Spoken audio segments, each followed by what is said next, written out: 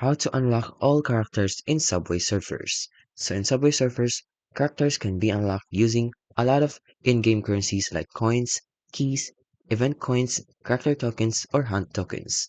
So first, you can use some in-game currencies like the coins. So many characters can be purchased directly from the in-game shop using coins, which are earned by playing the game.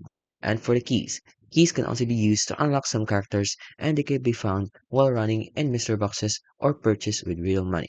You can also use some event coins, so special events and challenges often offer event coins as a reward which can then be used to unlock event exclusive characters, and then some character tokens for core crew only, where it's specific to the core crew characters and can be collected to unlock those characters. And for the hunt tokens, which are part of the game's progression system, it offers hunt tokens as rewards which can then be used to unlock characters associated with those seasons. We also have the limited time characters, so some characters are only available during specific event or updates, so make sure to keep an eye on them.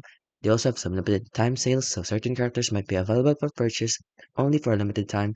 And for the other methods, you can do like daily challenges, mystery boxes, season hunts, special events, and changing the system clock potentially. And that's how you can unlock all characters in Subway Surfers.